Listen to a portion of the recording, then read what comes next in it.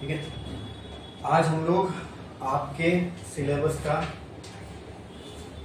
Next chapter start करने जा रहे हैं जिसका नाम है, बोलो क्या नाम है? हाँ,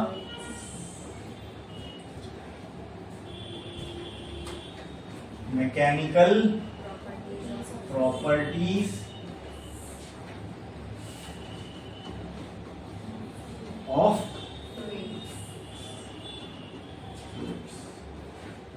ठीक है।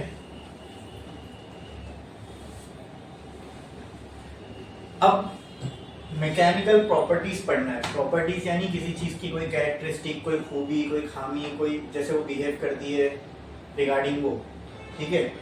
अब ये प्रॉपर्टीज हमें पढ़ना किसकी है? फ्लूइड्स की। किसकी? तो पहले मुझे आप ये बताओ कि जब आप ये वर्ड सुनते हो फ्लूइड तो क्या आता है आपके दिमाग में? कुछ बोलो, क्या आता है दिमाग में? कुछ तो आता होगा फ्लूइड नाम सुन के, कुछ तो पिक्चर आती होगी या कुछ नाम आता होगा। बोलो। लिक्विड और अच्छा, फ्लूइड का एग्जांपल दे सकते हो? फ्लूइड अपने आसपास अपने फ्लूइड देखे हो? वाटर और हनी और हाँ, जो को लगता है फ्लूइड है वो बताओ।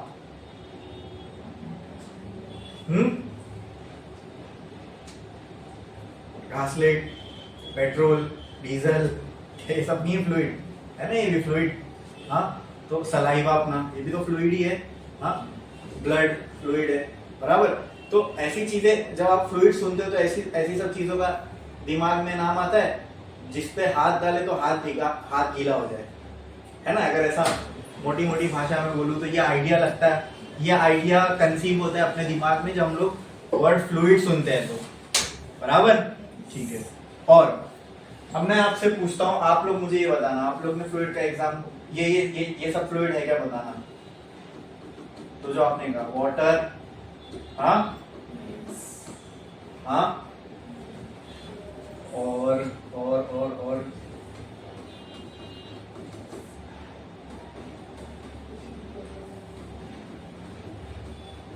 हाँ हाँ, फ्लूइड है। अरे बोलो, ठीक फ्लूइड है ना ये? ठीक है, और ये बोलो, ग्रेवी, सालन, हाँ, सूप सूप सूप, हाँ, फ्लूइड है। अच्छा, ये, हाँ, ये, हाँ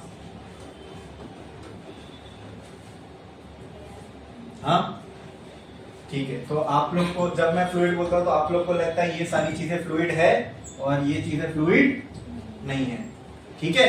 अब हम लोग फ्लूइड का डेफिनेशन लिखते हैं। एक्चुअल में अब मैं बताऊंगा कि फ्लूइड क्या है बाय डेफिनेशन, ठीक है। फिर उसके बाद यही सवाल फिर से पूछूंगा, तब देखते हैं आप लोग का जवाब क्या आता है, ठीक है। स्टार डालो और लिखो फ्लूइड, स्टार डालो और लिखो फ्लूइड, फ्लूइड लिखे। Anything which tends to flow is a fluid. Anything which tends to flow is a fluid. ठीक है, तो क्या है फ्लूइड बाय डेफिनेशन? फिजिक्स के हिसाब से देखा जाए तो फ्लूइड क्या है?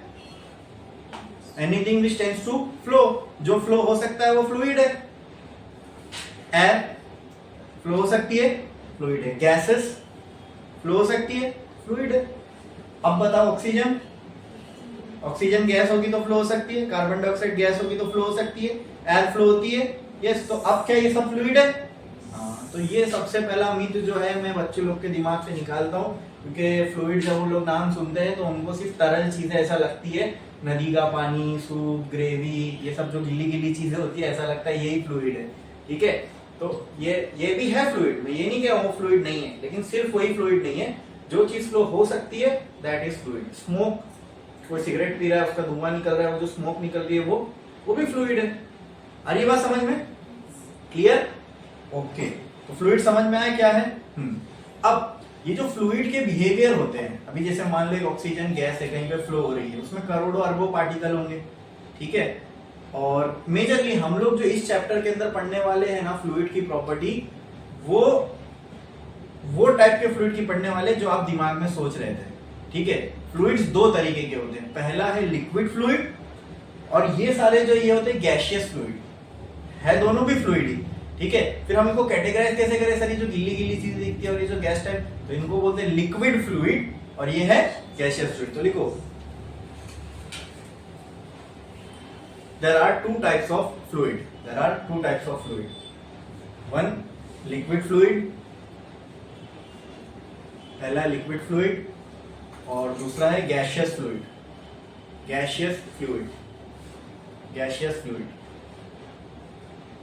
ठीक है।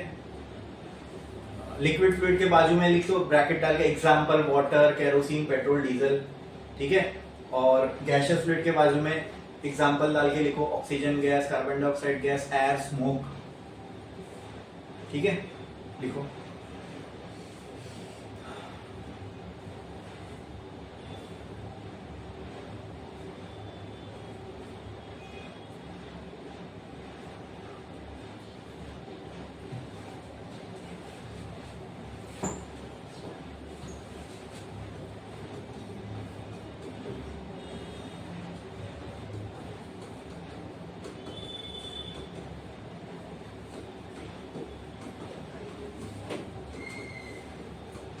ठीक है। अच्छा, हम लोग इस चैप्टर में जो मेजरली डील करने वाले हैं वो इनसे डील करने वाले हैं, लिक्विड फ्लूइड से, ठीक है। लिक्विड फ्लूइड के रिलेटेड लॉज और क्या प्रिंसिपल्स है, क्या मैथमेटिकल इक्वेशन है जो उनको गवर्न करती है, क्या इनकी फिजिक्स है, जब कहीं पे लिक्विड फ्लो होगा, ठीक है, तो उसकी क्या फिजिक्स है, वो सारी चीजें हमको इस चैप्टर के अंदर देखना है, ठीक है। गैसेस से रिलेटेड गैस की कहानी हमने देखा था already kinetic theory of gases के अंदर, ठीक है। तो जो गैसियस फ्लूइड है इसके रिलेटेड ज्यादातर चीजें थर्मल प्रॉपर्टीज के अंदर आती है, तो हमने काइनेटिक थ्योरी ऑफ गैसेस में देखा था। इस चैप्टर में मेजरली हमारा फोकस किस पे रहने वाला है, लिक्विड फ्लूइड पे। यहाँ हम डील करेंगे इन लिक्विड फ्लूइड्स के साथ। बोलो क्लियर है? हाँ, ठीक है। अब ये जो पूरी ब्रांच है फिजिक्स की जो डील करती है फ्लूइड के बिहेवियर, फ्लूइड की स्टडी से, इनको कहते हैं फ्लूइड डायनेमिक्स। क्या कहते हैं, है ना? आ रही बात समझ में? अच्छा, अब डायनामिक का मतलब क्या? जब कोई चीज मोशन में हो, तो अगर लिक्विड फ्लो कर रहा होगा तो उसको तो मैं फ्लूइड डायनामिक के अंदर डाल सकता हूं। अगर एक कंटेनर है, ठीक है, एक ग्लास लिया मैंने, उसमें पानी डाला, ठीक है, अब इसकी क्या फिजिक्स है? अगर एक कंटेनर के अंदर खाली एक पानी रखा हुआ है तो इसके ऊपर क्या फोर्स एक्ट कर रहे होंगे, क्या प्रेशर आ रहा होगा? अब यहाँ पे लिक्विड मूव कर रहा है क्या? नहीं। तो इसको हम कहते हैं फ्लूइड, जैसे वो था फ्लूइड डायनामिक्स, हम इसको कहते हैं स्टैटिक्स ऑफ फ्लूइड, ठीक है, या फिर हाइड्रोस्टैटिक्स। क्या बोलते हैं? हाइड्रो फॉर लिक्विड, स्टैटिक और hydro for liquid and dynamics for motion. तो इनका दोनों का एक एक और नाम है, हाइड्रोस्टैटिक्स एंड हाइड्रोडायनामिक्स। तो लिक्विड फ्लूइड की स्टडीज, अगर मैं लिक्विड फ्लूइड के बारे में हमें पढ़ना है, तो लिक्विड फ्लूइड की स्टडी जो है वो मेजरली दो तरीके से हो सकती है। एक है हाइड्रोस्टैटिक्स और दूसरा है हाइड्रोडायनेमिक्स। बोलो क्लियर है? पहले तो हमने देखा फ्लूइड क्या है। फ्लूइड दो तरीके के हैं, गैसियस और लिक्विड। हमें इस चैप्टर में मेजरली कौन से टाइप ऑफ फ्लूइड से डील करना है? Liquid fluid. अब लिक्विड फ्लूइड की जो स्टडी होती है वो दो तरह की स्टडी होती है। एक हो सकता है लिक्विड जो है किसी कंटेनर के अंदर रखा हुआ हो, ठीक है, तो वो कंटेनर की वॉल पे, कंटेनर के बेस पे प्रेशर लगा रहा होगा, उसके ऊपर कुछ एटमॉस्फेरिक प्रेशर लग रहा होगा। तो ये तो जो फिजिक्स है, जब लिक्विड रेस्ट पे होगा विद रेस्पेक्ट टू कंटेनर, यानी जो चीज लिक्विड को कंटेन करके रखी हुई है, ठीक है, उसके रेस्पेक्ट में अगर लिक्विड रेस्ट पे है तो ऐसी स्टडी को हम कहते हैं हाइड्रोस्टैटिक्स। बराबर। अभी जैसे पाइप के अंदर पानी फ्लो होता है, तो पानी को कंटेन कौन करके रखा है? पाइप ने। तो pipe is a container in that case. Pipe rest पे है, उसके अंदर जो लिक्विड फ्लो हो रहा है वो मोशन में है। बराबर।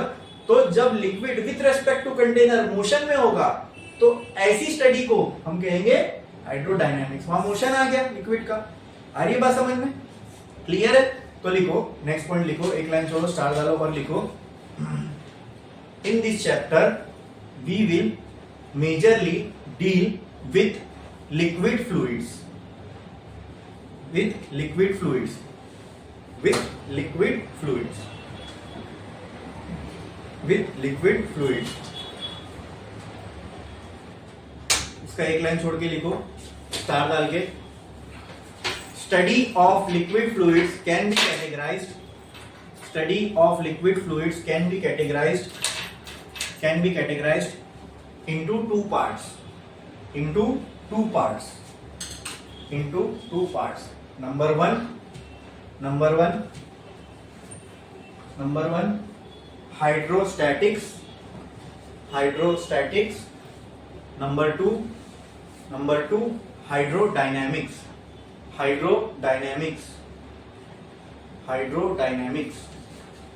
क्लियर है? ठीक है, दो तरीके की लिक्विड फ्लूइड के बारे में स्टडी करना है, तो इसकी स्टडी दो तरीके की होती है, एक स्टैटिक और एक डायनामिक, हाइड्रोस्टैटिक हाइड्रोडायनेमिक। तो हाइड्रोस्टैटिक क्या होता है वो लिख लो, हाइड्रोडायनेमिक क्या होता है, स्टार डालो, लिखो hydrostatic.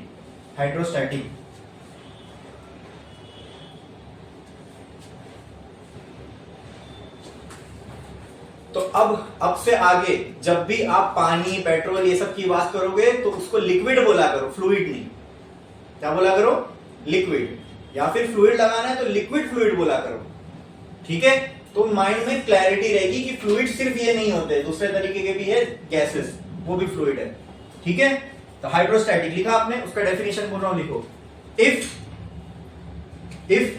The fluid is at rest with respect to container containing it, if the liquid is at rest with respect to the container containing it, with respect to the container containing it,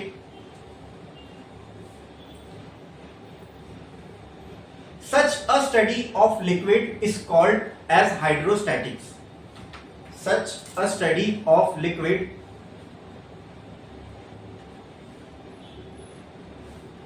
fluids, ऐसा लिख दो, such a study of liquid fluids is called as hydrostatics, ठीक है? तो आप मुझे बताओ hydrodynamics का डेफिनेशन क्या हो जाएगा इसी के हिसाब से, when fluid is in motion with respect to the container containing it, such type of study of liquid fluid is called as hydrodynamics, है ना? एकदम आसान है समझने के लिए, एकदम नॉर्मल और एकदम सिंपल लैंग्वेज में आपको लिखा रहा हूं ताकि एकदम क्लैरिटी से समझ में आए।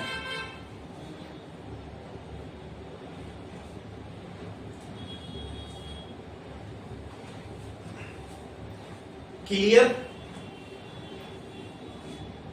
ओके, अब हमें लिक्विड फ्लूइड की स्टडी स्टार्ट करना है, तो पहले लिक्विड एट रेस्ट पढ़ेंगे विच इज हाइड्रोस्टैटिक्स, फिर वो कंप्लीट होने के बाद हम नेक्स्ट पे जाएंगे हाइड्रोडायनेमिक्स, जब लिक्विड मोशन में होगा, ठीक है?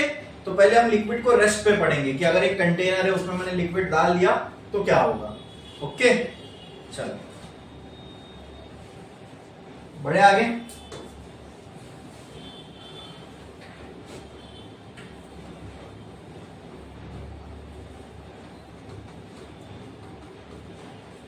हाइड्रोस्टैटिक से हम शुरुआत कर रहे हैं। हाइड्रोस्टैटिक का मतलब क्या? लिक्विड फ्लूइड्स की स्टडी, ठीक है? ओके, अब जैसे हमने याद है काइनेटिक थ्योरी ऑफ गैसेस में पढ़ा था, अगर मैं आपको इतनी मुट्ठी भर भी गैस दे दूं स्टडी करने के लिए तो उसके अंदर बिलियंस ऑफ मॉलिक्यूल होंगे और उनको स्टडी करना इज नेक्स्ट टू इम्पॉसिबल, ठीक है? तो हम लोग क्या करते हैं, for sake of study, for theoretical purpose, हाँ, हम लोग उस गैस का एक आइडियल रूप मान के चलते हैं ताकि जो भी माइनर चीजें हैं या फिर जो भी ऐसी चीजें हैं जो हमारे स्टडी के अंदर बाधा पैदा करेगी उसको हम निग्लेक्ट कर देते हैं और कुछ अजम्पशंस ले लेते हैं कि हमारी गैस ऐसी ऐसी ऐसी ऐसी होने वाली है।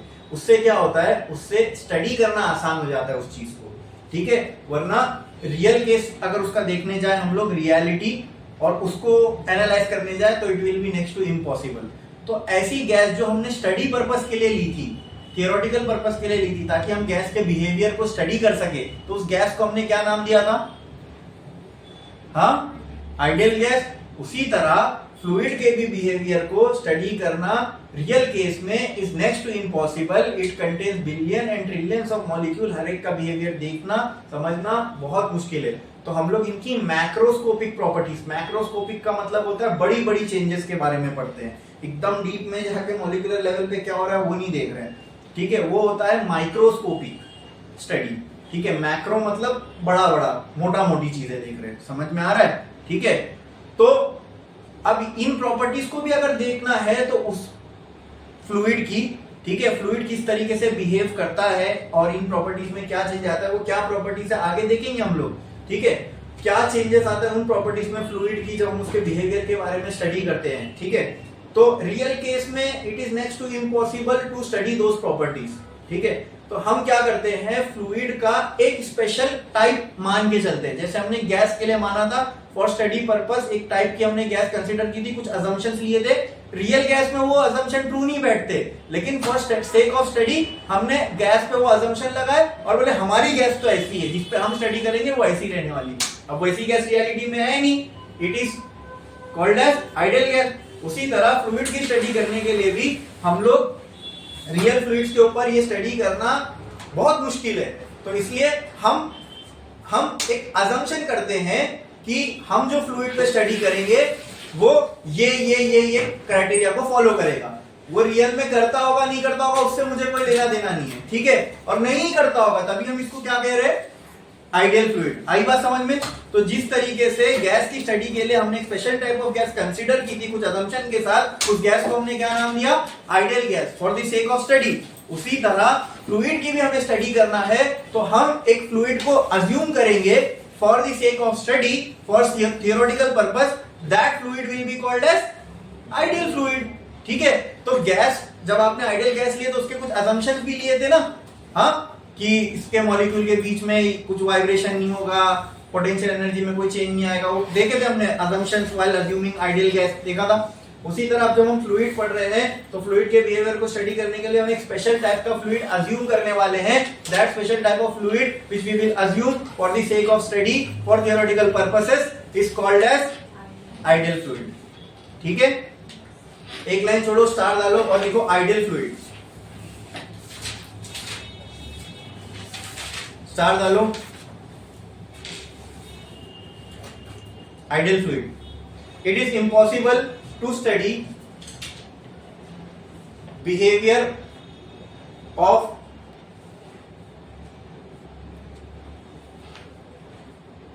fluid in real case scenario, in real case scenario, in real case scenario.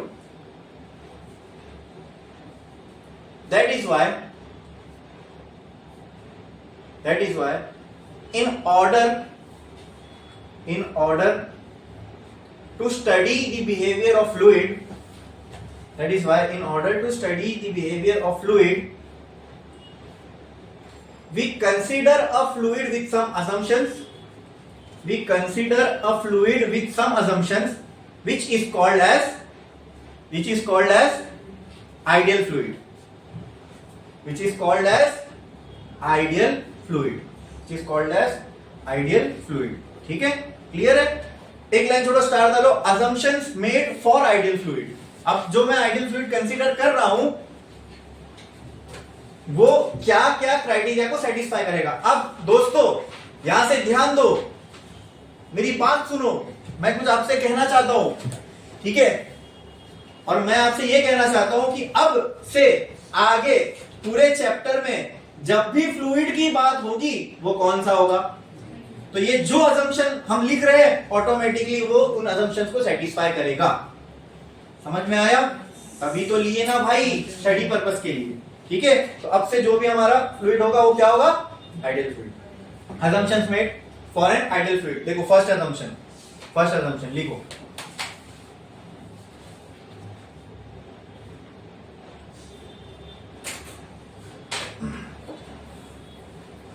the flow is steady.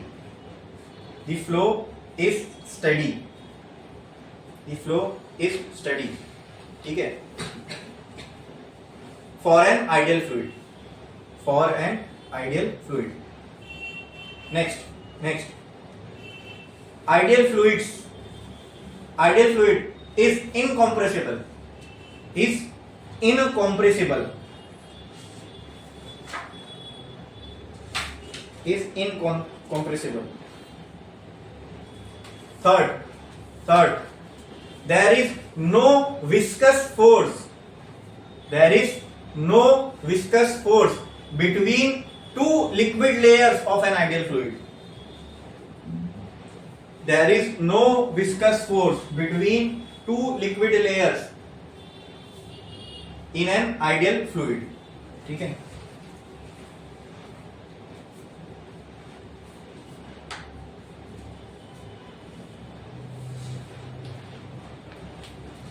देखो, सबसे पहली चीज मैंने क्या बोला, आइडियल, और भी थोड़े बहुत असम्पशन है, लेकिन हमारा इतने से काम चल जाएगा, हमारा पूरा चैप्टर इसमें ही हो जाएगा, 3 असम्पशन में। ठीक है? इनको आइडियल फ्लूइड आर इनकम्प्रेसिबल मतलब क्या?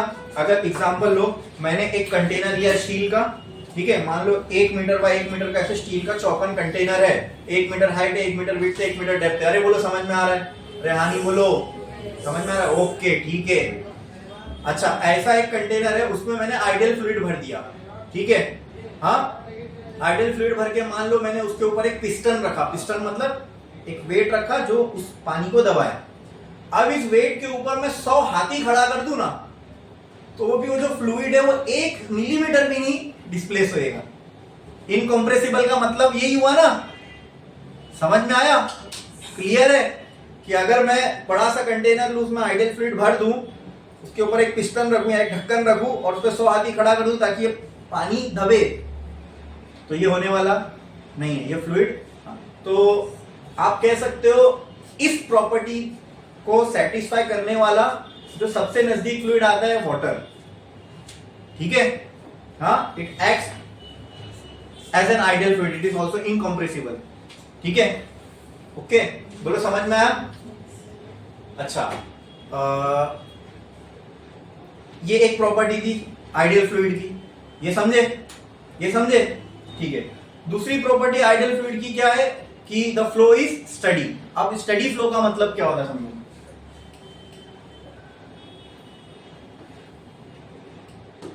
हालांकि ये फ्लो के बारे में तो हम हाइड्रोस्टैटिक में पढ़ेंगे, लेकिन अब अजम्पशन में लिखा हूं इसके लिए यहां बता रहा हूं। ये देखो, ये एक पाइप है, ठीक है? मान लो इस पाइप में ममम आ रहा है, क्या आ रहा है? अरे बोलो, मैंने क्या बोला? हाँ, पानी आ रहा है, ठीक है? अब क्या, और यहां से निकल रहा है, ठीक है? क्या इस पाइप के अंदर पूरे क्रॉस सेक्शन के अंदर पानी भरा होगा, ठीक है? और कंटिन्यू जहां से पानी आ रहा है वहां से बाहर निकल रहा है। अब मान लो कोई एक मॉलिक्यूल के बारे में मैं बात करता हूं, यहां पे कोई एक पानी का मॉलिक्यूल है, ये भी आगे चल रहा होगा, ठीक है? लेट से इसको मैं पोजीशन 1 देता हूं, और इसी की फ्यूचर में यहां कहीं पोजीशन होने वाली है, इसको मैं पोजीशन 2 देता हूं, ठीक है? मान लो यहां पे जो इसकी वेलोसिटी थी उसको मैंने नाम दिया v1, और लेट से v1 की वैल्यू है 10 मीटर पर सेकेंड। यहां पे जो इसकी वेलोसिटी थी उसको मैंने नाम दिया v2, और उसकी वेलोसिटी है लेट से 20 मीटर पर सेकेंड। इतना क्लियर है? यही पानी का बूंद इन फ्यूचर यहां पहुंचेगा फ्लो होते होते, लेकिन फ्लो टाइम के साथ उसकी वेलोसिटी क्या हो रही है? बढ़ रही है। बोलो क्लियर है? अब इससे स्टडी फ्लो का मतलब क्या? तो अब ध्यान से सुनना, ठीक है? क्या इसकी जगह पर पीछे से और कोई दूसरा मॉलिक्यूल आएगा? हाँ, आएगा, ठीक है? जब वो मॉलिक्यूल इधर पहुंचेगा तो उस मॉलिक्यूल की भी स्पीड 10 मीटर पर सेकेंड की होगी, समझे आप? फिर वो मॉलिक्यूल जब इधर पहुंचेगा तब उसकी स्पीड 20 मीटर पर सेकेंड ही होगी। आई बात समझ में? अरे बोलो क्लियर है? हाँ, तो ये पोजीशन के रेस्पेक्ट में, यानी इस पोजीशन पे कोई भी वाटर का मॉलिक्यूल आ जाए, उसकी स्पीड वही होगी जो उससे पहले वालों की थी। समझ में आया? तो इस टाइप के फ्लो को हम स्टेडी फ्लो बोलते हैं। क्या बोलते हैं? और भी है, the flow is irrotational. Irrotational का मतलब क्या कि ये सारे जो लिक्विड मॉलिक्यूल है ऐसे स्ट्रेट लाइन में चलेंगे, कोई आपको ऐसा ऐसा ऐसा घूमते फिरते नहीं दिखेगा, भौरे बनते ना वैसा कुछ नहीं दिखेगा। ठीक है, इसको स्ट्रीम लाइन फ्लो भी बोलते हैं। स्ट्रीम लाइन का मतलब जो स्ट्रीम है, पानी की जो धार है वो बराबर एक लाइन में ही फ्लो हो रही है। आई बात समझ में? ठीक है, और एक और फ्लो होता है टर्बुलेंट फ्लो। टर्बुलेंट फ्लो में क्या होता है, कहीं भी जा सकता है फ्लूइड। ठीक है, जैसे मान लो किसी ने स्मोक किया और धुआं बाहर छोड़ा, तो वो जो फ्लो हो रहा है ना स्मोक का, वो कैसा है, वो टर्बुलेंट है। ठीक है, पाइप में से पानी फ्लो हो रहा है, वो स्ट्रीम लाइन है। जिसे किसी ने मुंह में पानी भरा और कुल्ली कर रहा है एकदम ऐसे शेप में, तो वो स्ट्रीम लाइन है ना, बराबर एक लाइन में पानी निकल रहा है। तेल का पाउच आपने फोड़ा, उसमें से तेल बाहर निकल रहा है, स्ट्रीम लाइन फ्लो है, बराबर एक लाइन में सारे मॉलिक्यूल चल रहे हैं। ठीक है, जैसे एक मॉलिक्यूल इधर है वो बाद में आगे गया, उसकी जगह पे जो दूसरा मॉलिक्यूल आएगा उसकी भी वही वेलोसिटी होगी जो आगे वाले की थी इस पोजीशन पे। आई बात समझ में? हाँ, तो अगर पार्टिकल की velocity with respect to position हर जगह पे सेम है, हर जगह पे सेम मतलब मैं ये नहीं बोल रहा यहाँ 10 है तो यहाँ भी 10 होगी, नहीं। यहाँ पर अगर कोई पार्टिकल जो पहले यहाँ से गुजरा है, अगर उसकी वेलोसिटी यहाँ 10 थी तो आने वाले की भी वेलोसिटी यहाँ 10 ही रहेगी। वेलोसिटी हर दो पॉइंट पे अलग है। अक्सर बच्चों को दिमाग में ये कंफ्यूजन रहता है जब वो स्टडी फ्लो सुनते हैं, वेलोसिटी कांस्टेंट रहती है।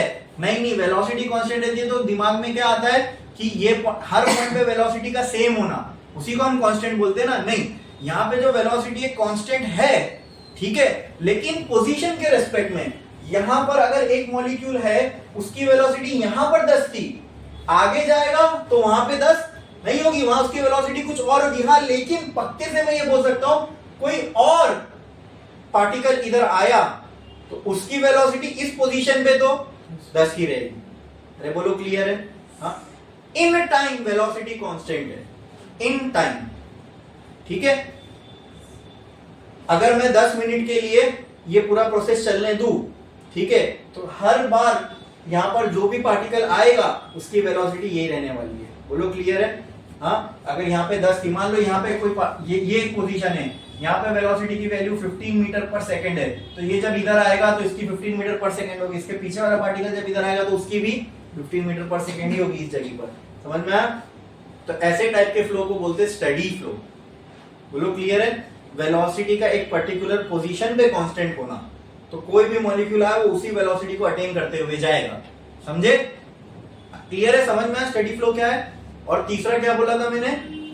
There is no viscous force. ये तो एकदम आइडियल प्रॉपर्टी है, ठीक है, फ्लूइड की। विस्कस फोर्स का मतलब क्या? अब मैं आपको बताता हूं, देखो फ्लूइड फ्लो कैसे होता है, अब समझो इस बात को। ठीक है,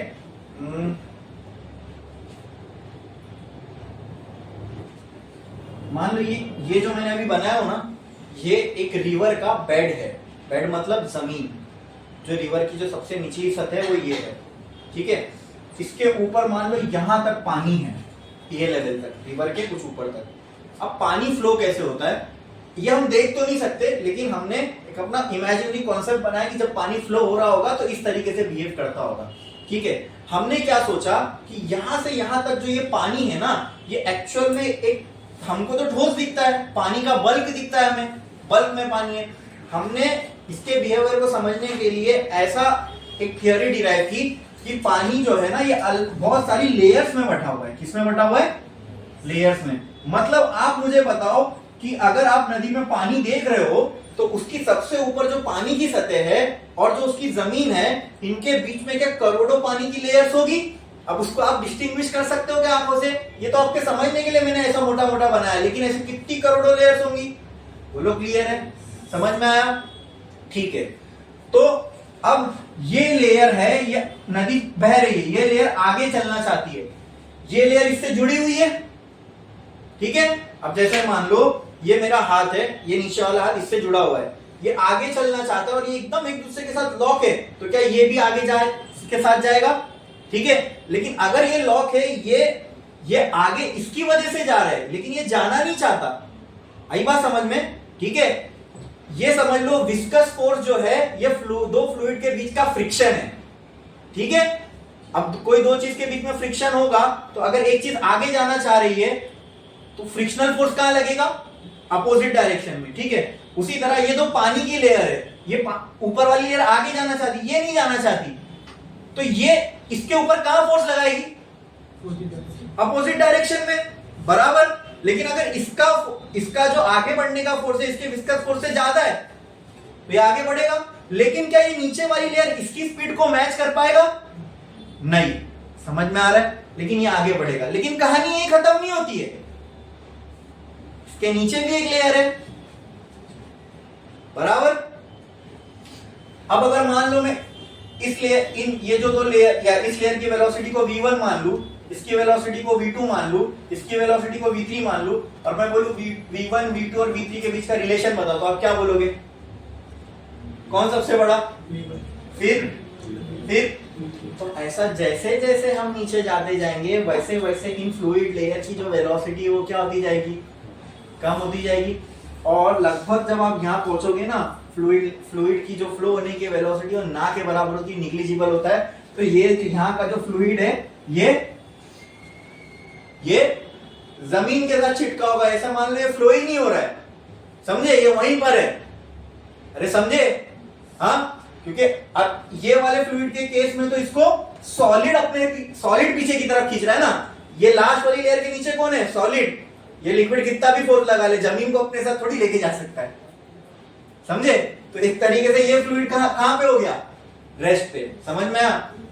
अब ये जो विस्कस फोर्स है, आप समझ रहे हो? ये लेयर आगे जाना चाहती है, ये लेयर इसके ऊपर विस्कस फोर्स लगा रही है पीछे डायरेक्शन में, Fv, राइट? तो उसके वजह से क्या इसके फ्लो को रेजिस्टेंस मिलेगा? अरे बोलो। वैसे इन दोनों के बीच में विस्कस फोर्स, इन दोनों के, तो ये जो टोटल फ्लूइड फ्लो है, क्या इसके फ्लो को रेजिस्टेंस मिलेगा? रेजिस्टेंस का मतलब क्या? रुकावट। ये स्मूथली फ्लो होना चाहता है, लेकिन क्या ये विस्कस फोर्स इसको होने देगा? नहीं। आई बात समझ में? अरे बोलो, क्लियर है? हाँ। अब यही जो विस्कस फोर्स होता है, इसकी वजह से फ्लूइड को हम एक प्रॉपर्टी असाइन करते हैं, उसको हम कहते हैं विस्कोसिटी। क्या कहते हैं? देखो, विस्कस फोर्स जितना ज्यादा होगा, फ्लूइड फ्लो को रेजिस्टेंस उतना ज्यादा मिलेगा। ये क्या कर रहा है? विस्कस फोर्स फ्लो को ही तो रोक रहा है ना। बोलो। तो आप मुझे बताओ, अगर विस्कस फोर्स बहुत ज्यादा होगा दो लिक्विड लेयर के बीच में, तो क्या वो फ्लूइड स्मूथली फ्लो हो पाएगा? और अगर विस्कस फोर्स दो फ्लूइड लेयर के बीच में बहुत कम हो, तो क्या वो इजीली फ्लो हो पाएगा? क्योंकि नीचे वाली लेयर उसको पीछे खींचेगी नहीं फ्लो होने से, उसके नीचे वाली भी उसको नहीं खींचेगी, उसके नीचे वाली भी, तो सब इजीली फ्लो हो पाएंगे, बराबर। इसके लिए जो लिक्विड्स इजीली फ्लो हो पाते हैं, हम कहते हैं वो लेस विस्कस है, ठीक है? जो फ्लूइड बहुत मुश्किल से फ्लो हो पाते हैं, हम कहते हैं ये ज्यादा विस्कस है, ठीक है? अरे उसकी फ्लो होने की जो टेंडेंसी है, हमने उसको एक प्रॉपर्टी से डिफाइन कर दिया, we call it as viscosity. क्या बोलते हैं उसको? विस्कोसिटी। जैसे अगर मैं एग्जांपल आपसे लूं, हनी और वाटर, इन दोनों में कौन ज्यादा विस्कस है? हाँ, देख लो कौन जल्दी इजीली फ्लो नहीं होता। जो इजीली फ्लो नहीं होता, मतलब उसके दो लिक्विड लेयर के बीच में विस्कस फोर्स बहुत ज्यादा होगा, यानी ऊपर वाला फ्लो होना ज्यादा, नीचे वाला घसीटेगा। ये फ्लो होना ज्यादा, उसके नीचे वाला घसीटेगा। तो ओवरऑल क्या होगा? ये पूरा लिक्विड ही स्लो फ्लो होगा, ये विस्कस फोर्स बहुत ज्यादा है, ठीक है? किसकी विस्कोसिटी ज्यादा होगी? हनी। किसकी विस्कोसिटी कम होगी? वाटर की। अरे बोलो, क्लियर है? हाँ। मिल्क शेक और ऑरेंज जूस को कंपेयर करूं तो कौन ज्यादा विस्कस है? Milk shake. उसका फ्लो थोड़ा कम होगा, उसका फ्लो थोड़ा मुश्किल है, और वही जूस पतला होगा तो उसका, अब वो पतला होने के का मतलब ये हमारे दिमाग में चलता पतला मोटा, लेकिन उसकी एक्चुअल फिजिक्स क्या है? समझ में? जूस के दो लिक्विड लेयर के बीच का जो विस्कस फोर्स होगा वो बहुत कम रहा होगा, ठीक है? और मिल्क शेक में ज्यादा रहा होगा। ये बोलो, क्लियर है? समझ में आ रहा है? पक्का? तो आइडियल फ्लूइड में क्या बोला मैंने? विस्कस फोर्स होता ही नहीं, तो इसके फ्लो को कोई रिस्ट्रिक्शन ही नहीं है। लेकिन रियल केस में होता है। समझ में आया? ठीक है। अच्छा, अब आप लोग को मैं एक चीज बोलता हूं दोस्तों, इससे दो चीजें अराइज होती है, ठीक है? आप लोग मुझे ये बताओ कि ये एक लिक्विड की लेयर है, ये नीचे दूसरी लिक्विड की लेयर है। ये लिक्विड की लेयर यहां फ्लो होना चाहती है, ये वाली लेयर इसको नहीं फ्लो होने देना चाहती। अरे बोलो, क्लियर है? हाँ, मतलब आप देख रहे हो सरफेस, अगर ये सरफेस है लिक्विड लेयर का, तो यहाँ ऊपर सरफेस पे ऐसा फोर्स लग रहा है। मैं ये नहीं बोल रहा हूं यहां फोर्स लग रहा है, आप समझ में आ रहा है आपको बात मेरी? देखो एक अगर मैं एक मोटी सी ऐसी प्लेट लूं, ठीक है, जैसे ये फोन जैसी, अब अगर मैं इसको यहां पे फोर्स लगा रहा हूं, यहां पे, ठीक है, और इसको मैंने यहां पे ऐसा रख दिया, या तो ये कंप्रेस होगा, ठीक है। लेकिन अगर मैं एकदम इसके ऊपर सरफेस पे अगर फोर्स लगा रहा हूं, बराबर, ठीक है, तो ये कंप्रेस नहीं होएगा। ये कंप्रेस होएगा क्या? नहीं, उसका जो डिफॉर्मेशन होएगा या इसके अंदर जो खराबी आएगी वो सरफेस पे आएगी। हो सकता है सरफेस से इसकी थोड़ा सा लेयर परत निकल जाए, ठीक है। उस फोर्स को हम बोलते हैं शियर फोर्स। क्या बोलते हैं? शियर फोर्स, ठीक है। क्या बोलते हैं? Shear force. तो क्या ऐसा नहीं लग रहा आपको? अच्छा, ये लेयर है, ये लेयर, और एक फोर्स इधर लग रहा है, क्या ये इस लेयर से परपेंडिकुलर लग रहा है आपको? बोलो। ये लेयर है लिक्विड की और एक फोर्स ऐसा लग रहा है, ऐसा इधर ऊपर, क्या ये ऐसा नहीं लग रहा है टेंजेंट है? ये सरफेस को टेंजेंट बनाते हुए जा रहा है, लग रहा है? ये परपेंडिकुलर लग रहा था कि ये टेंजेंट लग रहा है? अरे बोलो। हाँ, इस फोर्स को टेंजेंशियल फोर्स भी बोलते हैं। क्या बोलते हैं? अच्छा, ये टेंजेंशियल फोर्स ही क्या विस्कस फोर्स है इधर पे? हाँ, क्या विस्कस फोर्स ही लेयर्स के बीच में लग रहा है बराबर टेंजेंशियल डायरेक्शन में? बोलो। तो कहना है viscous force is a tangential force here. हाँ, टेंजेंशियल फोर्स कोई भी हो सकता है, जो एज अ टेंजेंट किसी बॉडी पे लगे, कोई भी फोर्स टेंजेंशियल हो सकता है। लेकिन फ्लूइड के केस में यही टेंजेंशियल फोर्स क्या कहलाता है? Viscous force. क्या कहलाता है? तो अगर यहां पे विस्कोसिटी है ही नहीं तो क्या विस्कस फोर्स होगा? बोलो। अगर विस्कस फोर्स नहीं है तो यहां पे कोई टेंजेंशियल फोर्स होगा। तो इसकी वजह से एक यहां पे हम कंसिडरेशन करके चल सकते हैं, वो क्या?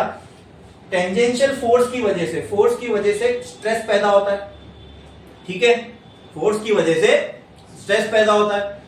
टेंजेंशियल फोर्स की वजह से जो स्ट्रेस, जैसे टेंसाइल फोर्स है तो उसकी वजह से जो स्ट्रेस पैदा होगा उसको टेंसाइल स्ट्रेस बोलेंगे, ठीक है। कंप्रेसिव फोर्स है, उसकी वजह से जो फोर्स पैदा होगा उसको कंप्रेसिव स्ट्रेस बोलेंगे। उसी तरह टेंजेंशियल फोर्स है, ठीक है, या शियर फोर्स है, तो उसके वजह से जो स्ट्रेस पैदा होगा उसको हम शियर स्ट्रेस बोलते हैं। क्या बोलते हैं? Shear stress.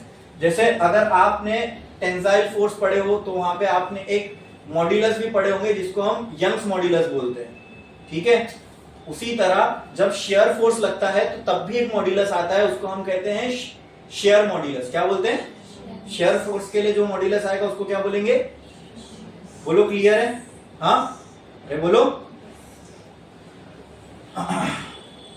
अब यहां पे शेयर मॉड्यूलस को हम रिप्रेजेंट करते हैं जी से। उसका फॉर्मूला होता है शेयर फोर्स अपॉन शेयर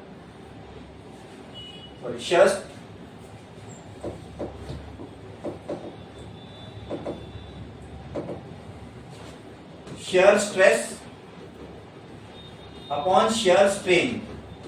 अब इन सब में हमको जाने की जरूरत नहीं है, मैकेनिकल प्रॉपर्टी ऑफ फ्लूइड में आपने पढ़े थे। इतना समझ लो, स्ट्रेस बनता है फोर्स से। कौन सा force? Shear force. Shear force zero तो shear stress zero, shear stress zero तो ये पूरा टर्म जीरो, तो ये पूरा टर्म क्या हो जाएगा? तो share modulus for ideal fluid will B zero. क्यों जीरो है? क्योंकि इसकी विस्कोसिटी है ही नहीं, देयर इज नो विस्कोसिटी। ये एक चीज अराइज होती है, ये एक कंडीशन हम इससे निकाल सकते हैं। बोलो, क्लियर है? दूसरा, लिक्विड इज इनकम्प्रेसिबल, ठीक है।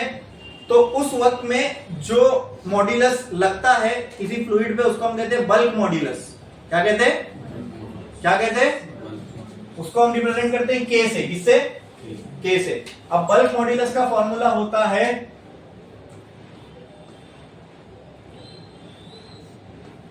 Delta V change in volume अपन।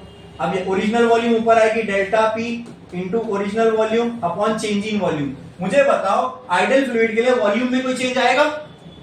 जब लिक्विड इनकम्प्रेसिबल है तो क्या उसकी वॉल्यूम चेंज होगी? तो ये टर्म क्या हो जाएगा?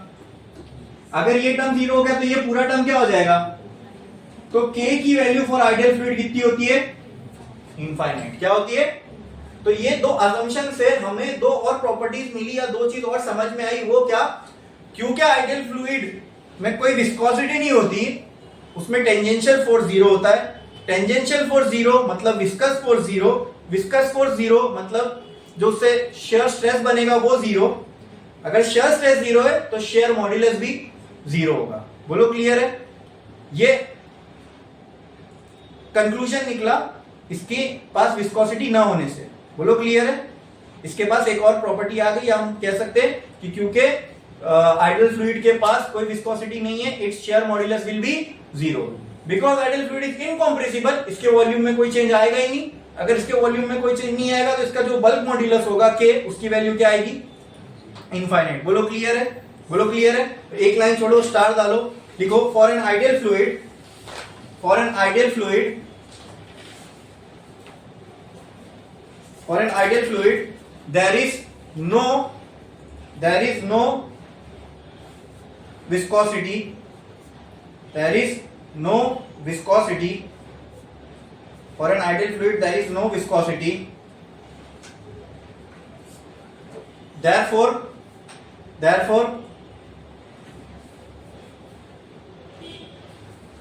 the shear modulus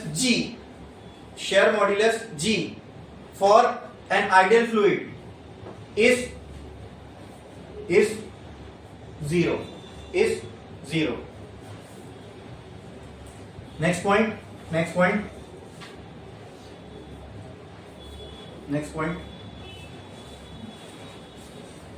लिखो।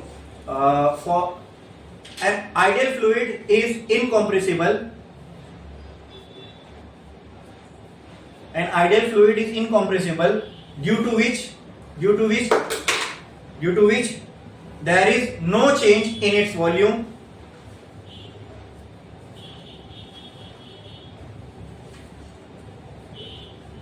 there is no change in its volume and hence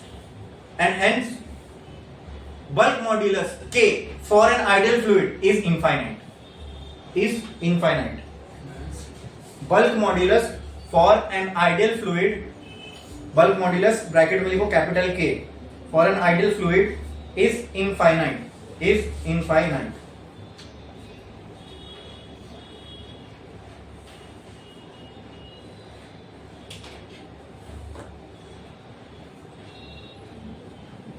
लिखा आपने? नाउ नेक्स्ट प्रॉपर्टी हम पढ़ने जा रहे हैं फ्लूइड की, दैट इज प्रेशर। जब भी कोई फ्लूइड किसी कंटेनर की वॉल से इंटरैक्ट करता है तो वो उस कंटेनर की वॉल पे फोर्स लगाता है and due to that force वहां एक चीज, एक फिजिकल क्वांटिटी अराइज होती है, उसको हम कहते हैं प्रेशर। क्या कहते हैं? प्रेशर। ठीक है, तो मान लो ये एक कंटेनर है, इसके अंदर फ्लूइड है, तो ये फ्लूइड इस कंटेनर की वॉल्स पर फोर्स लगा रहा होगा, ड्यू टू विच इस कंटेनर के ऊपर प्रेशर एक्ट करता है। बोलो क्लियर है? हाँ। नाउ व्हाट इज प्रेशर, पहले हम उसको लिख लेते हैं, define definition of pressure. Star डालो और लिखो pressure. It is defined as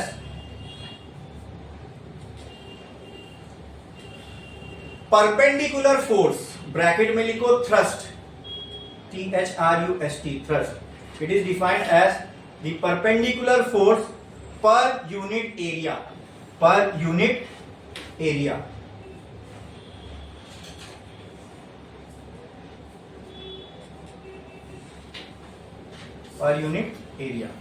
ठीक है, जब भी फ्लूइड के साथ किसी चीज का इंटरेक्शन होगा वहां प्रेशर डेवलप होता है। ठीक है, फ्लूइड के साथ जैसे गैस भी है, अगर उसके साथ किसी का इंटरेक्शन होगा तो वहां पे फोर्स की वजह से एक फिनोमिना डेवलप होता है, we call it as pressure. ठीक है, जब फोर्स को एक पर्टिकुलर एरिया पे कंसंट्रेट कर दिया जाए तो वो क्या बनाता है? प्रेशर। क्या बनाता है? प्रेशर। ठीक है, लेकिन ऐसा वैसा फोर्स नहीं। जैसे मान लो ये मेरी फ्लूइड की लेयर है, मैंने ऐसे फोर्स लगाया तो क्या ये फोर्स और ये एरिया है ए, मुझे लिखना है प्रेशर, तो क्या प्रेशर, और ये इसका एंगल है थीटा, प्रेशर क्या होगा? Force upon area. नहीं, ये होगा नहीं, प्रेशर होता है परपेंडिकुलर फोर्स अपॉन एरिया। अगर ये फोर्स है, ठीक है, इसके दो कंपोनेंट निकलेंगे। बोलो निकलेंगे? हाँ, कौन कौन से? अगर मैं इसको ऐसे पास करूं, यहां करूं ये, तो ये वाला कंपोनेंट हो जाएगा, ये कंपोनेंट हो जाएगा F cos थीटा, ये कंपोनेंट हो जाएगा F साइन थीटा, तो प्रेशर का फॉर्मूला क्या बनेगा, जो परपेंडिकुलर वाला फोर्स है अपॉन एरिया, समझे। हाँ, अब हम लोगों को तो ऐसा कुछ नहीं आएगा कि ऐसा इंक्लाइन फोर्स दिया हुआ है या कुछ, अपने को बाय डिफॉल्ट जो भी अक्सर 90% केस में जो फोर्स आएंगे हमको वो directly perpendicular to the surface ही दिया होगा। लेकिन आपको ये मालूम होना चाहिए प्रेशर के अंदर जो हम फोर्स कंसीडर करते हैं दैट इज परपेंडिकुलर फोर्स। और क्योंकि ये परपेंडिकुलर फोर्स एक अलग और एक स्पेशल टाइप का फोर्स है, आम फोर्स नहीं है, जिसको हमने एक अलग नाम दिया, it is called as thrust. समझे, क्लियर है। The perpendicular force acting on a unit area is called pressure. समझे। हाँ, कहीं पे प्रेशर डेवलप हो रहा है तो उसके लिए क्या होना चाहिए, लेयर जो भी लेयर जिस पे हम फोर्स लगा रहे हैं, ठीक है, that layer should be perpendicular to the force. समझे। या अगर फोर्स आड़ा टेढ़ा लग रहा है उसकी वजह से भी अगर प्रेशर डेवलप हो रहा है, और अगर आपको प्रेशर की वैल्यू निकालना है तो आपको पहले फोर्स का परपेंडिकुलर कंपोनेंट देखना पड़ेगा जो लेयर के साथ है। बोलो क्लियर है, समझ में आया, पक्का पक्का। प्रेशर समझ में आया क्या होता है, ठीक है। अब आगे बढ़ते हैं। अच्छा, प्रेशर की यूनिट, प्रेशर का मैंने फॉर्मूला बताया क्या था, लिख लो भाई, perpendicular force per unit area, ये होता है प्रेशर। ठीक है, फोर्स की यूनिट न्यूटन, एरिया की यूनिट मीटर स्क्वायर, तो प्रेशर की यूनिट क्या हो गई, न्यूटन पर मीटर स्क्वायर। इसी को हम कहते हैं पास्कल। क्या कहते हैं, पास्कल, या फिर शॉर्ट फॉर्म में। ठीक है,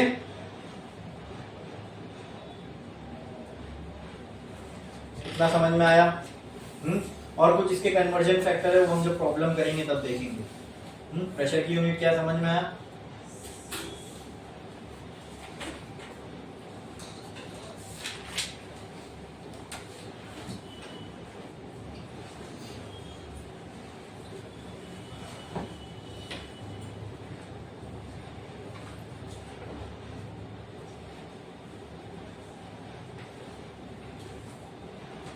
वो इतना लिख के, ठीक है। अब प्रेशर को हम कैलकुलेट करते हैं, कौन से केस में क्या कितना प्रेशर होगा, क्या होगा।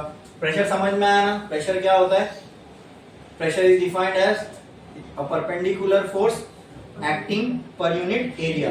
मान लो कोई एरिया है, उस एरिया पे कोई परपेंडिकुलर फोर्स लग रहा है। जैसे मान लो यहाँ पे मैंने एक छोटा सा बॉक्स लिया, वो एरिया होगी मेरे लिए, मैंने उस बॉक्स के ऊपर यहाँ से कोई फोर्स लगाया, ठीक है। तो उस एरिया पे जो मैं फोर्स लगा रहा हूं, ठीक है, उसको क्या मैं प्रेशर बोल सकता हूं। हाँ, क्या मैं कह सकता हूं इस एरिया पे प्रेशर लग रहा है, बोलो। जो मैंने फोर्स लगाया परपेंडिकुलर वो डिवाइडेड बाय दैट एरिया, उस प्रेशर की मैं वैल्यू निकाल सकता हूं। अरे बोलो।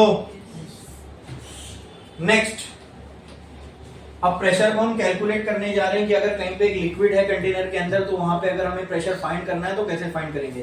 ठीक है, तो मान लो मेरे पास एक कंटेनर है, उस कंटेनर के अंदर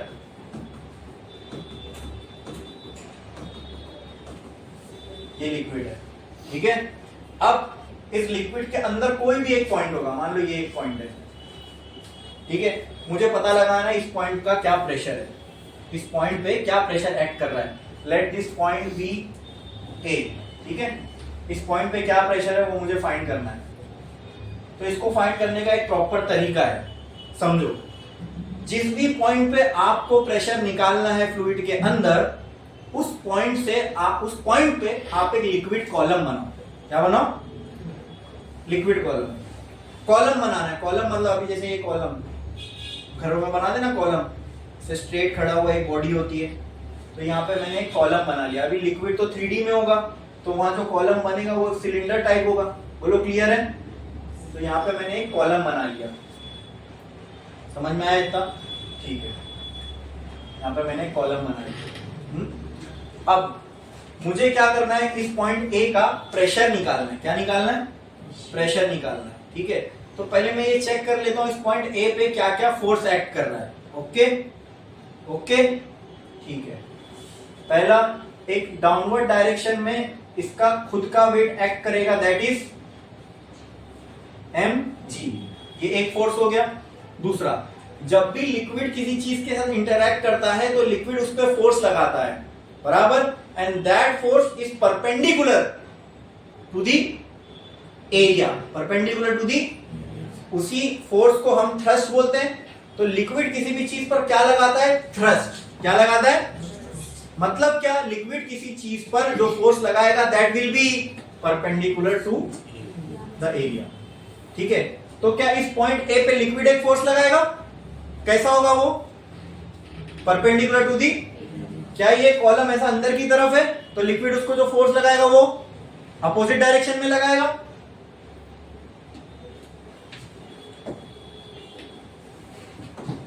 तो यहां ऊपर की तरफ इसको एक फोर्स लग रहा है, दैट इज एफ। बोलो क्लियर है? अभी लिक्विड कॉलम कहीं नहीं जा रहा, ना ऊपर जा रहा है ना नीचे जा रहा है, अपनी जगह पर है। तो क्या मैं कह सकता हूं ये इक्विलिब्रियम में है? हाँ, तो कहना है से इन इक्विलिब्रियम कंडीशन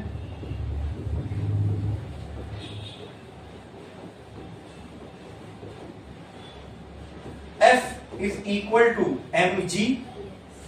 ऊपर का फोर्स और नीचे का फोर्स बैलेंस हो जाएगा। ठीक है, तो कैन आई से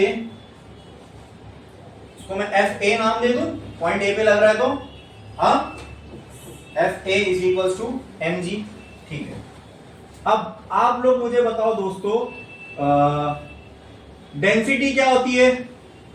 मास अपॉन, तो आप मुझे बताओ यहां से मास को क्या मैं डेंसिटी इंटू वॉल्यूम लिख सकता हूं? तो लिख देता हूं मैं F A is equal to density into volume into G. Clear है इतना? हाँ, क्या मैं वॉल्यूम को एरिया इंटू हाइट लिख सकता हूं? ये पता है क्या नहीं? हाँ,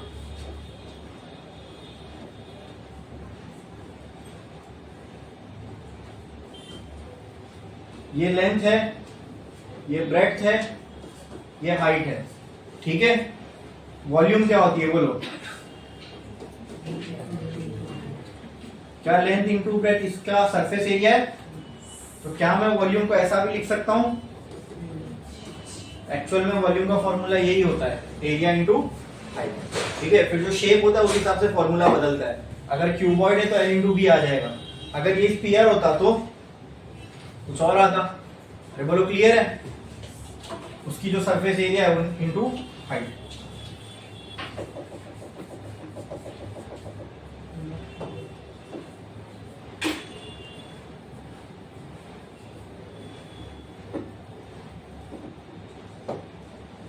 तो क्या मैं इसको ऐसा लिख सकता हूं, F A is equal to rho into A into H into जी।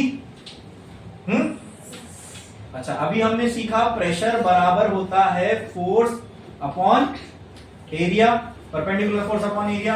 तो क्या यहां पे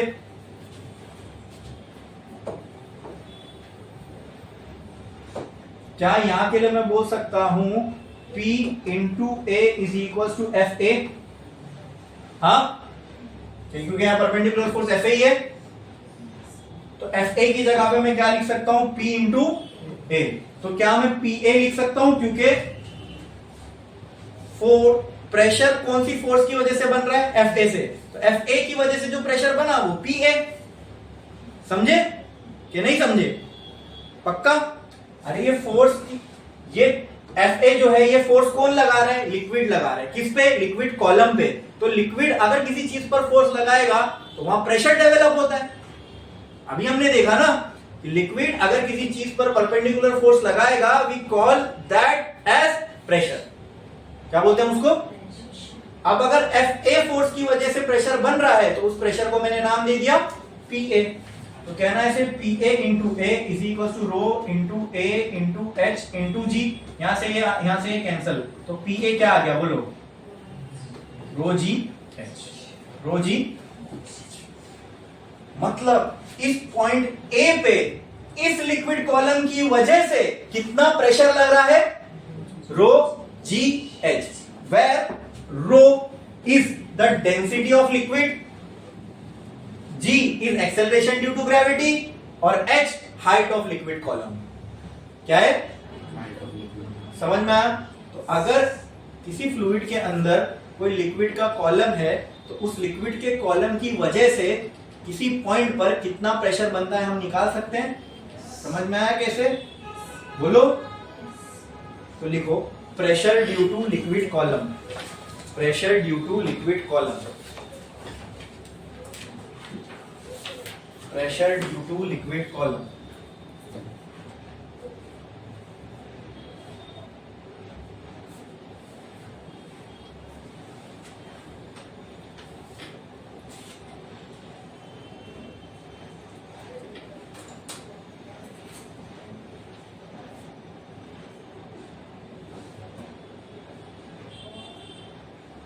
pressure due to liquid column लिखे आपने?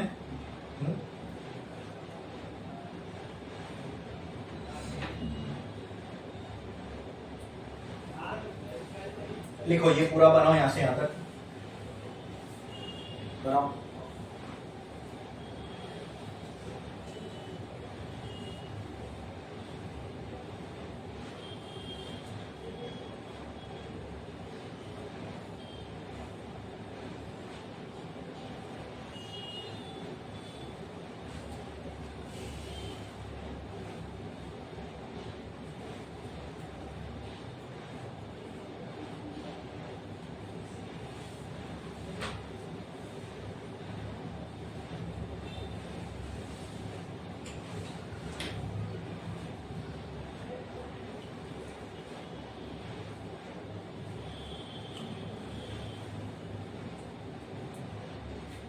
हो गया लिख के?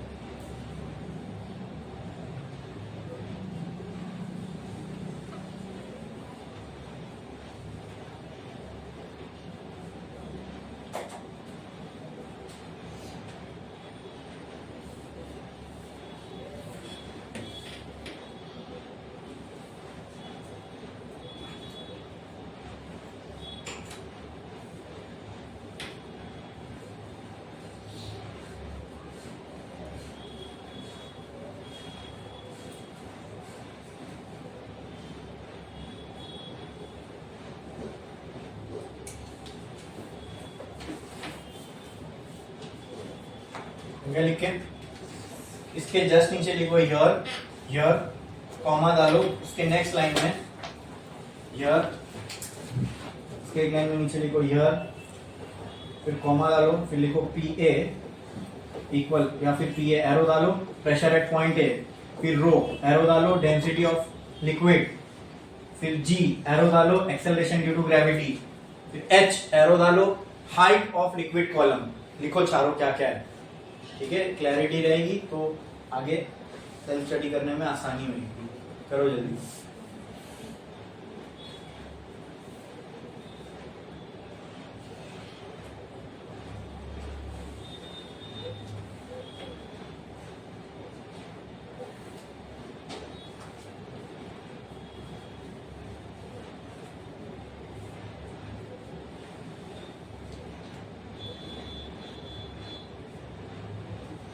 हो गया लिख के?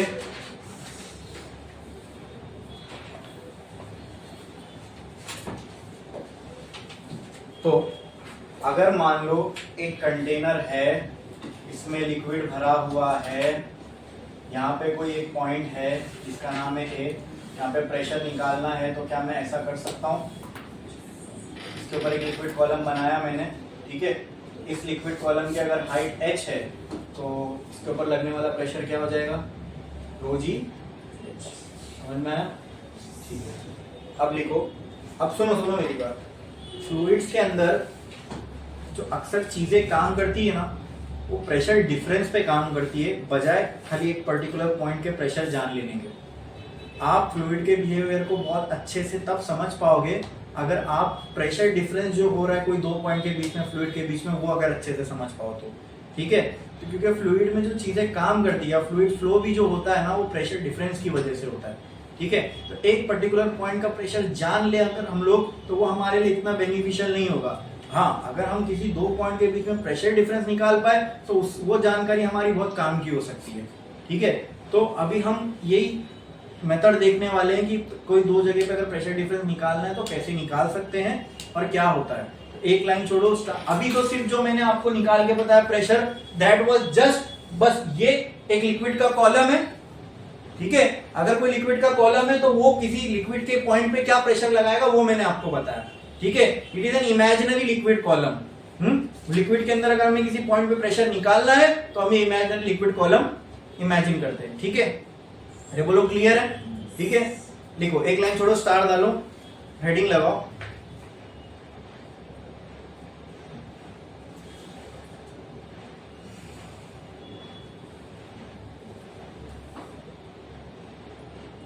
pressure inside a liquid, pressure inside a liquid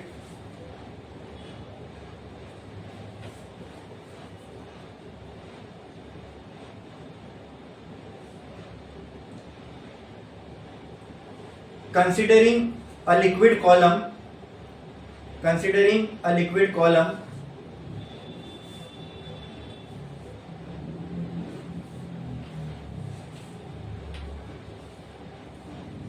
touching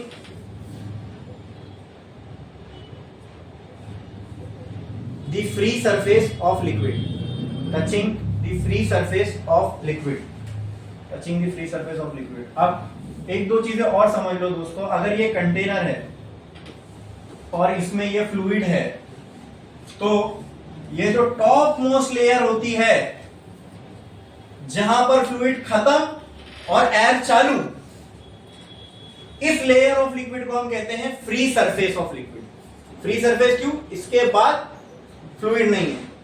बोलो क्लियर है? बोलो क्लियर है? तो जो टॉप मोस्ट सरफेस होगी फ्लूइड के लेयर की, that is called as free surface of liquid. उसके नीचे जो कुछ दिख रहा है आपको, ये सारा, इसको बोलते हैं बल्क ऑफ लिक्विड। क्या बोलते हैं?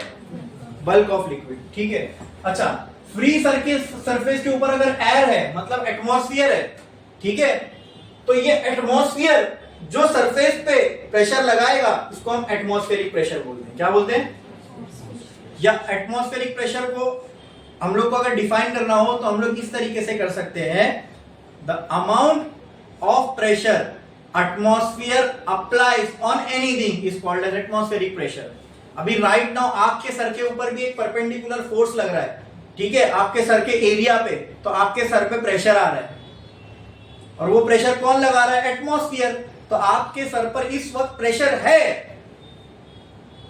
किसका? एटमॉस्फेयर का, और हमेशा रहता है। उस प्रेशर को हम क्या कहते हैं? Atmospheric pressure. क्या कहते हैं? Atmospheric pressure. समझे? क्लियर है? The pressure exerted by atmosphere, atmosphere किसी भी चीज के ऊपर जो प्रेशर लगाता है उसको बोलते हैं एटमॉस्फेरिक प्रेशर या 1 atm। बोलो क्लियर है? समझ में आया? तो लिख लो, स्टार डालो और लिखो atmospheric pressure, atmospheric pressure, atmospheric pressure.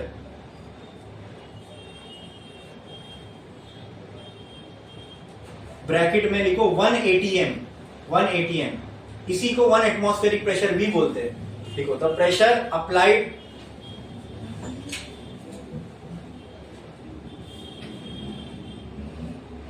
the pressure applied by atmosphere on anything is called as atmospheric pressure or 1 atm। It's called as atmospheric pressure or 1 atm or 1 atm। और हम लोग एटमॉस्फेरिक प्रेशर को P not से denote करेंगे। किससे? P not से। चाहिए तो एटमॉस्फेरिक प्रेशर के बाजू में, या चलो P नॉट के बजाय PA लिख दो, PA। ठीक है, इसको मैंने ए दे दिया था ना, PA लिख दो। लिखा आपने? Atmospheric pressure PA। समझे? यहां तक समझ में आया? लिक्विड की फ्री सरफेस क्या होती है? तो टॉप मोस्ट लेयर होगी, उसको और प्रिसाइसली हम डिफाइन करेंगे जब हम सरफेस टेंशन पढ़ेंगे। वो भी एक फ्लूइड की प्रॉपर्टी है।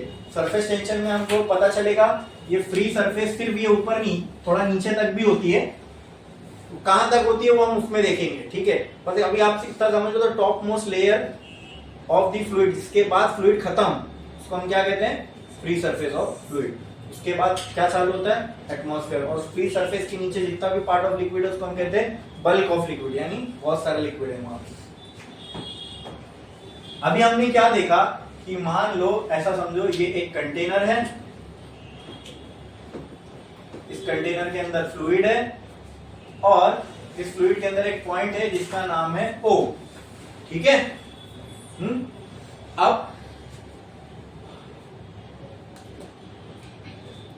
एटमॉस्फेयर और इस पॉइंट O के बीच में क्या प्रेशर डिफरेंस है ये अपने को निकालना है सपोज, ठीक है, ठीक है। तो इस पॉइंट O पे अगर मुझे प्रेशर निकालना है तो उसके लिए मैं क्या करूंगा, उसका तरीका क्या है, इस पॉइंट O से निकलता हुआ एक क्या बनाओ, लिक्विड कॉलम। क्या बनाओ, कहां तक बनाओ, जहां तक का आपको डिफरेंस निकालना है। कहां तक का बनाओ, तो कहां तक निकालना है, एटमॉस्फेयर का। तो ये गया यहां, ये गया यहां, क्योंकि इसके बाद एटमॉस्फेयर चालू हो जाएगा ना, तो यहां तक। मान लो इस लिक्विड कॉलम की हाइट h है, क्या है, h।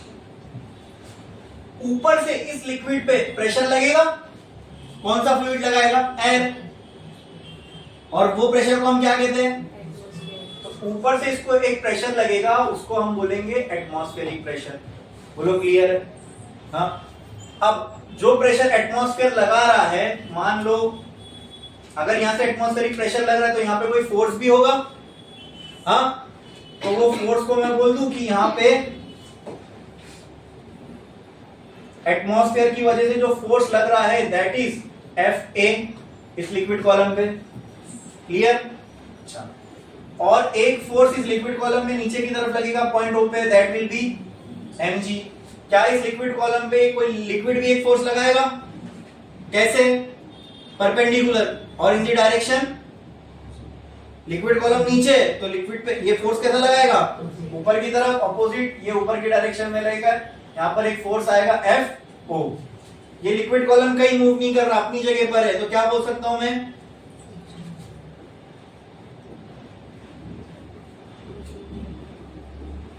In equilibrium condition upward force will be equal to, दोनों बैलेंस हो जाएंगे।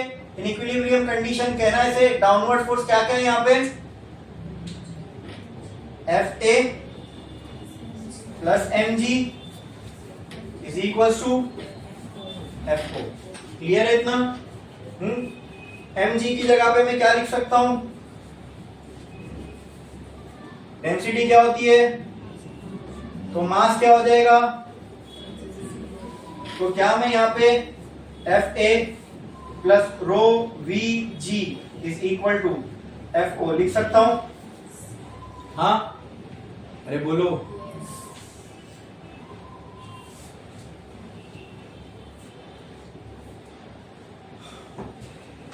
प्रेशर क्या होता है, फोर्स अपॉन एरिया, तो फोर्स क्या होगा, प्रेशर इनटू एरिया। उस हिसाब से Fa क्या हो जाएगा, Pa इंटू ए, Fo क्या हो जाएगा, Po इंटू ए। इतना क्लियर है। तो यहां पे मैं Fa की जगह क्या लिख सकता हूं, Pa into A plus rho Vg is equals to F0 की जगह V किसके बराबर होता है, तो कहना है also right Pa into A plus rho AHg is equals to Po into A. सब में से यहां से यहां से यहां से A cancel, Pa plus rho GH is equals to Po, ठीक है। तो पॉइंट O का प्रेशर मिल गया मुझे, कितना आएगा बोलो, मुझे क्या निकालना था, difference between this point and atmospheric pressure. तो क्या आएगा बताओ मुझे, बोलो, Po minus Pa is equal to rho GH। Clear है, कोई डाउट है इसके अंदर? समझ में आया? इसको और मैं थोड़ा सा आसान करके लिखता हूं।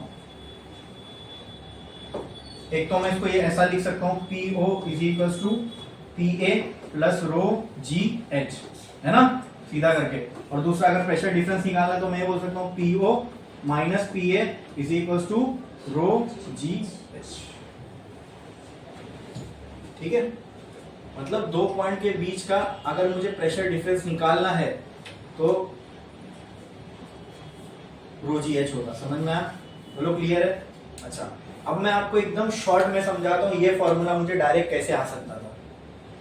ये फॉर्मूला मुझे डायरेक्ट कैसे आ सकता था? ठीक है, मुझे क्या निकालना था? प्रेशर एट पॉइंट O बराबर। पॉइंट O पे दिमाग लगाओ और सोचो कौन कौन प्रेशर लगा रहा है। पहला पॉइंट O के जस्ट ऊपर कौन है? जस्ट ऊपर कौन है? जस्ट ऊपर कौन है?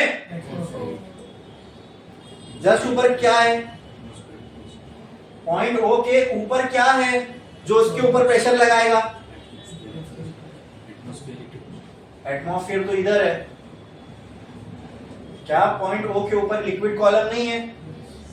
सबसे पहले तो वो प्रेशर लगाएगा, फिर उसके ऊपर एटमॉस्फेयर बैठा है लिक्विड कॉलम के ऊपर, फिर वो लगाएगा।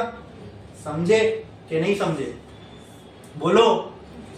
तो प्रेशर एट O निकालना है तो क्या मैं बोल सकता हूं, इसके ऊपर लिक्विड कॉलम है, मतलब pressure due to liquid column plus pressure due to atmosphere. मुझे बताओ, अभी आपने सीखा है pressure due to liquid column क्या होता है? रो प्लस, क्या यही आया? क्या यही आया? मतलब ये सब मगजमारी करने की जरूरत ही नहीं है। अगर हम इस लॉजिक से अगर सोचे तो हम लोग डायरेक्ट निकाल सकते हैं इस चीज को। समझ में आ रहा है? ठीक है, कोई डाउट है इसके अंदर? पक्का? तो यहाँ पे प्रेशर का जो डिफरेंस आएगा क्या वो भी यही आएगा? PO minus PA will be equal to rho GH। हाँ पक्का? ओके। तो अगर हमें लिक्विड के अंदर प्रेशर का डिफरेंस निकालना है वो भी रो GH ही आ रहा है। दिख रहा है? समझे? पक्का? चलो ये छापो, पहले ये छापो। अब हमने पहला केस ये देखा जहां पे जो लिक्विड कॉलम है वो सरफेस से टच कर रहा था। ठीक है, क्यों टच कर रहा था? हमने प्रेशर डिफरेंस निकाला एटमॉस्फेयर और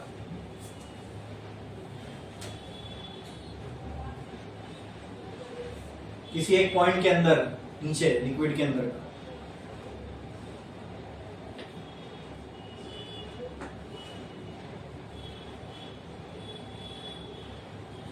ये लिखना नहीं है, ये आपके समझने के लिए, इजी अंडरस्टैंडिंग के लिए। बाकी अगर एग्जाम में आया तो सॉल्व ऐसे ही करना है अपने को।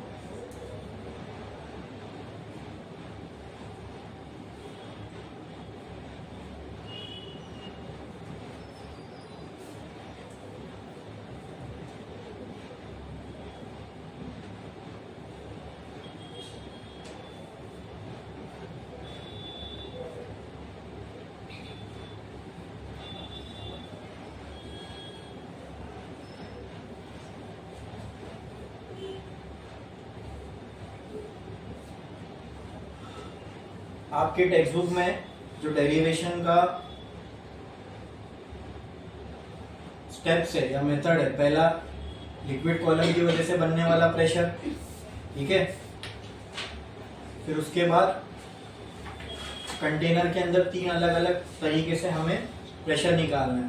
पहला, कंटेनर के बिलो लिक्विड कॉलम कहाँ तक एक्सटेंड होगा? फ्री सरफेस तक। अब हमें ऐसे दो पॉइंट के बीच का प्रेशर डिफरेंस देखना है जिसमें दोनों पॉइंट लिक्विड के अंदर ही है। देखेंगे उस टाइम पे क्या रहेगा। ठीक है,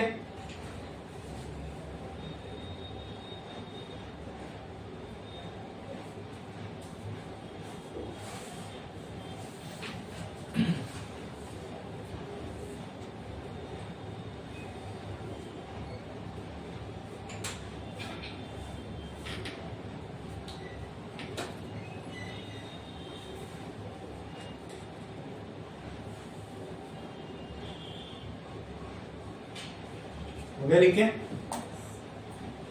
नेक्स्ट लिखो pressure difference between two point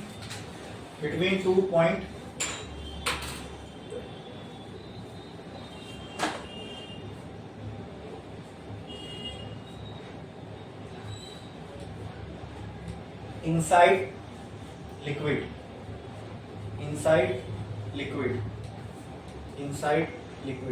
लिखा आपने? चलो नेक्स्ट मूव करते हैं।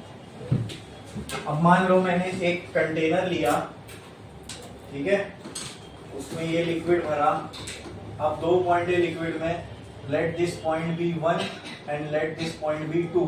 इन दोनों के बीच के मुझे प्रेशर डिफरेंस निकालना है। तो कुछ नहीं करो, यहां से एक लिक्विड कॉलम बनाओ, जहां तक का प्रेशर निकालना है वहां तक उस लिक्विड कॉलम को लेके जाओ, ठीक है। इसकी हाइट दे दी मैंने h, ठीक है। क्या ऊपर से इसकी तरफ एक फोर्स लगेगा परपेंडिकुलर, उसको हम क्या कहेंगे? F1।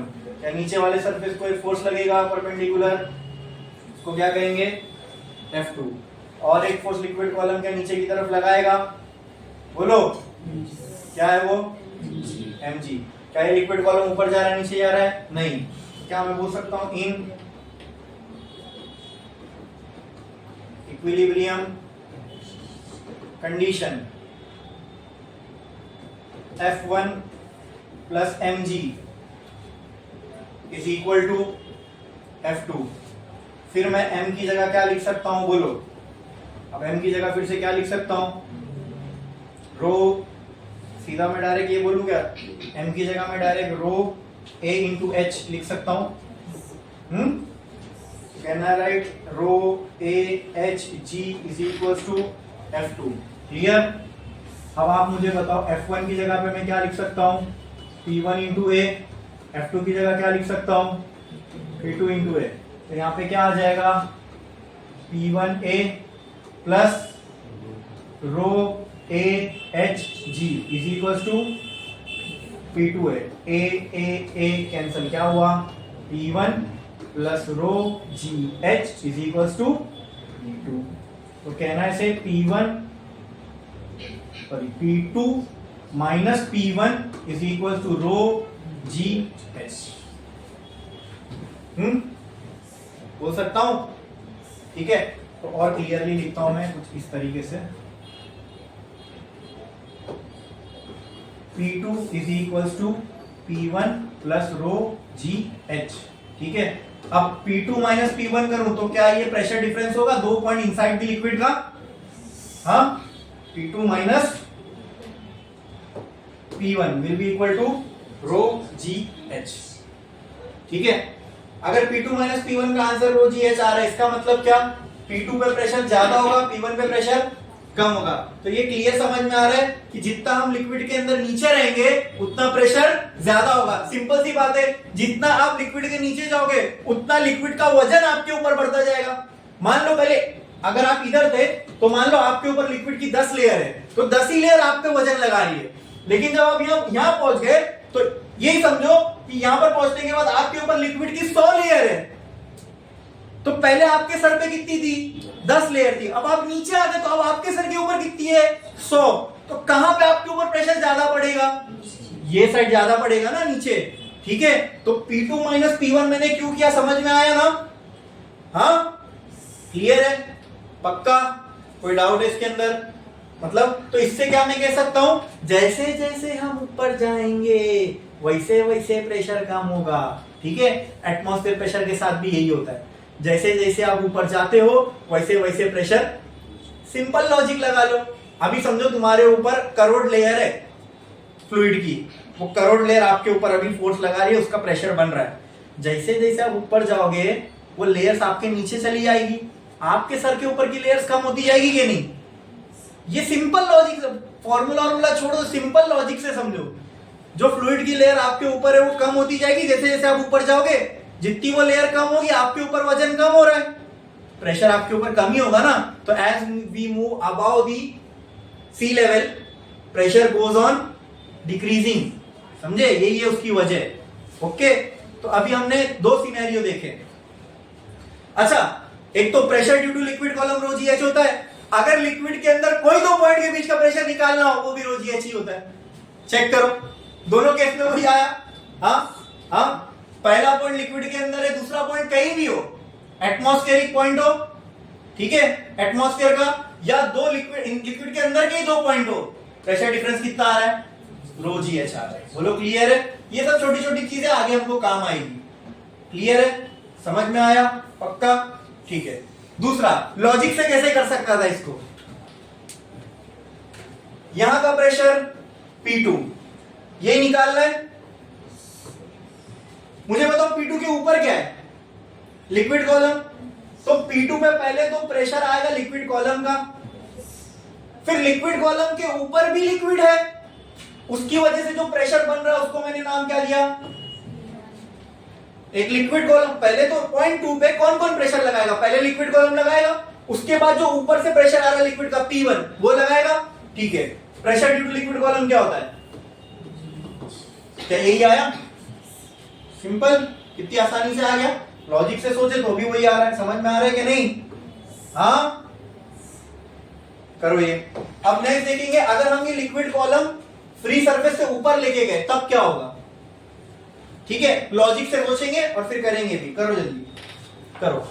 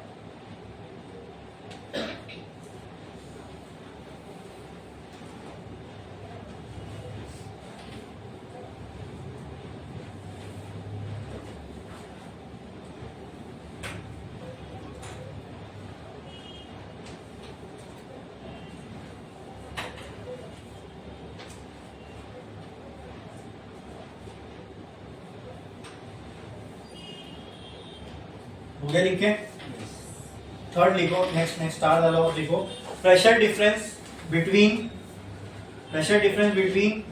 Free surface of liquid and any point in atmosphere, free surface of liquid and any point in atmosphere, any point in atmosphere and any point in atmosphere. अब मान लो ये कंटेनर है, ये लिक्विड है, ये है free surface of liquid, let this point be 2, और ये कोई एटमॉस्फेयर का एक पॉइंट है, लेट दिस पॉइंट बी 1। हमें इन दोनों का प्रेशर डिफरेंस निकालना है, तो सिंपली क्या करो, यहां से लेके पॉइंट 1 तक क्या बना दो, कॉलम, लिक्विड कॉलम, ठीक है।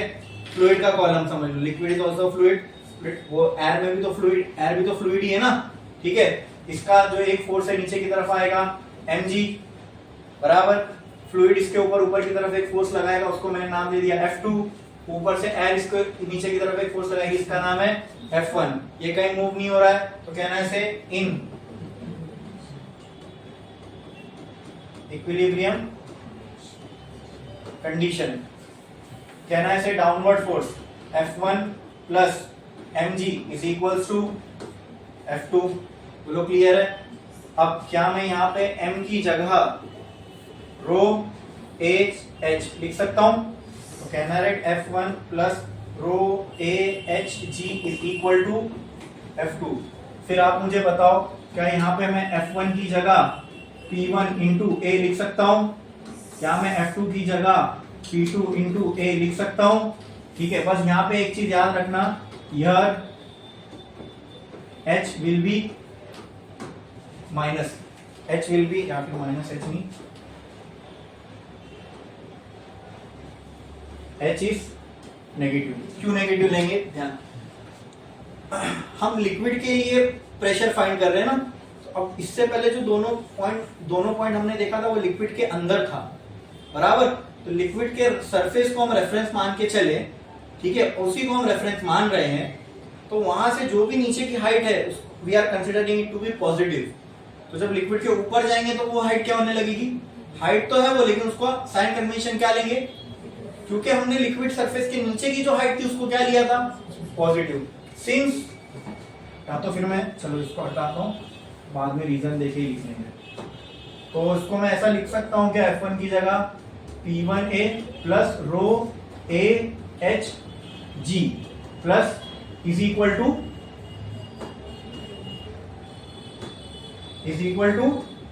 P2A। A cancel, A cancel, क्या आ जाएगा ये? P1 plus rho G H, P1 plus rho G H is equal to, तो कहना है right, P2 is equal to P1 plus rho G H. ये अभी कंप्लीट नहीं हुआ, लिखो। सिंस पहले लिख लो, फिर उसके बाद स्टेटमेंट बोलता हूं वो लिखना।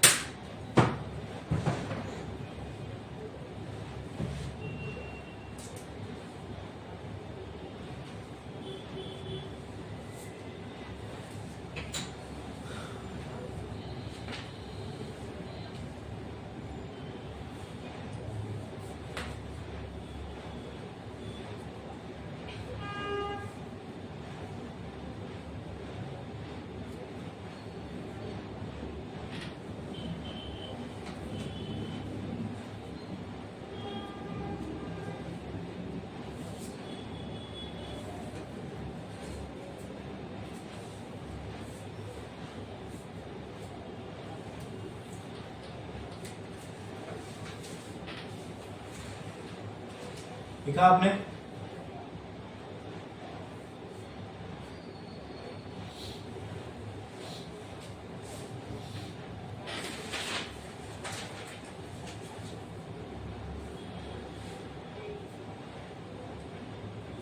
ठीक है,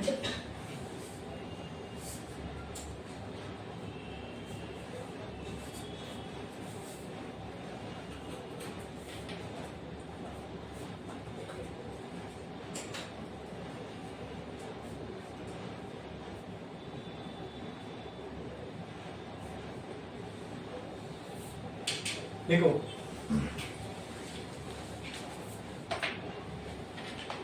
while calculating the pressure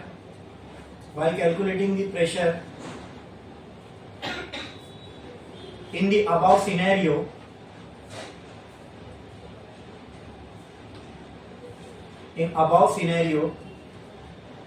the height below free surface of liquid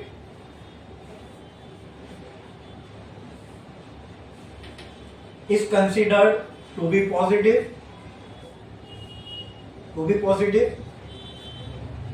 and the height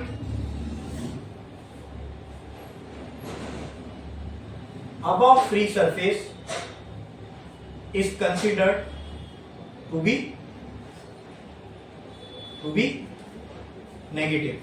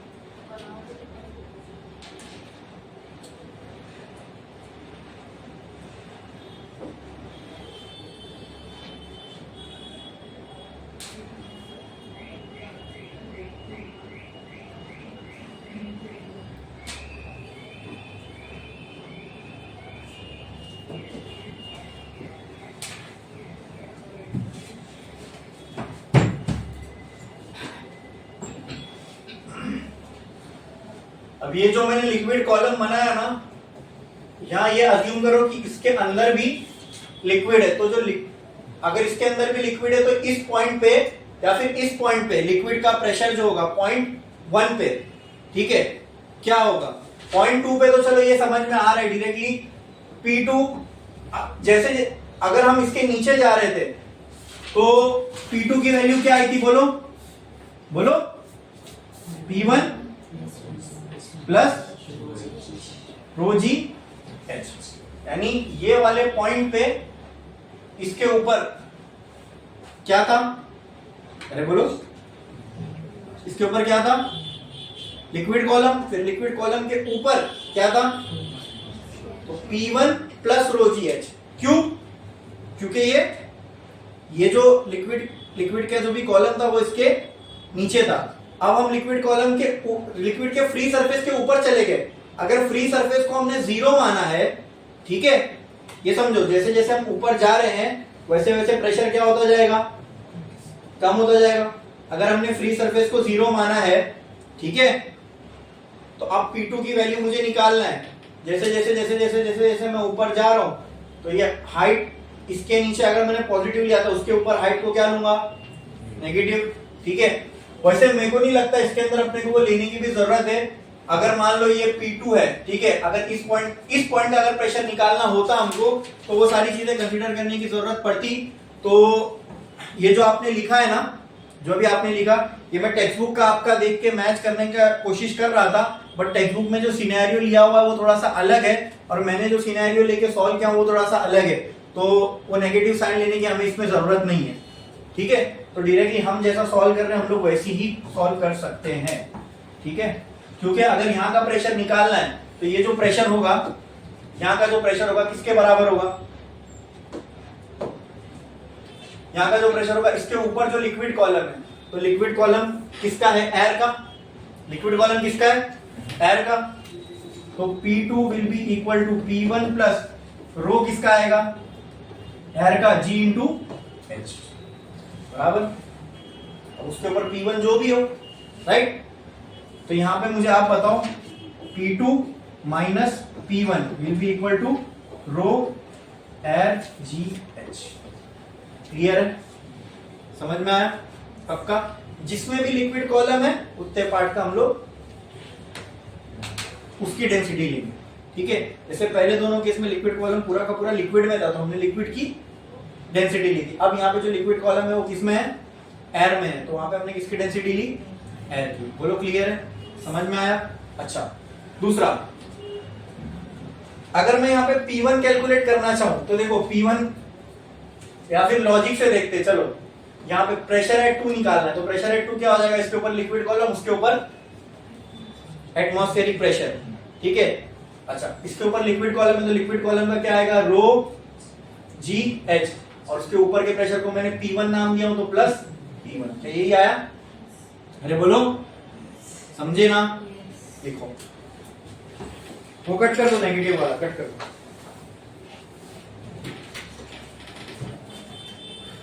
negative वाला पार्ट कट कर दो।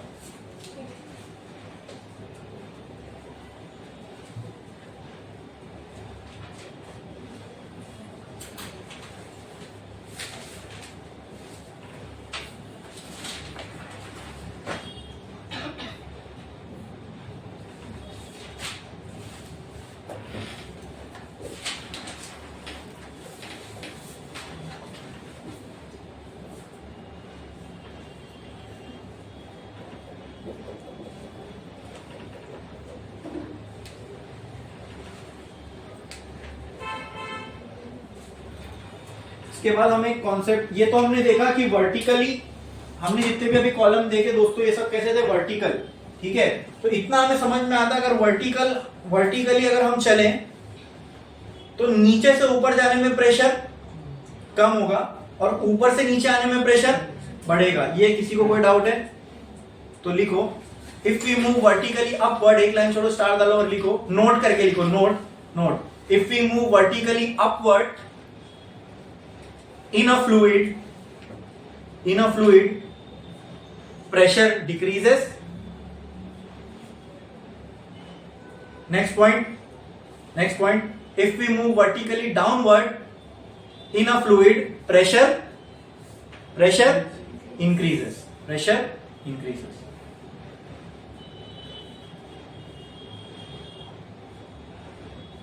सही है ना?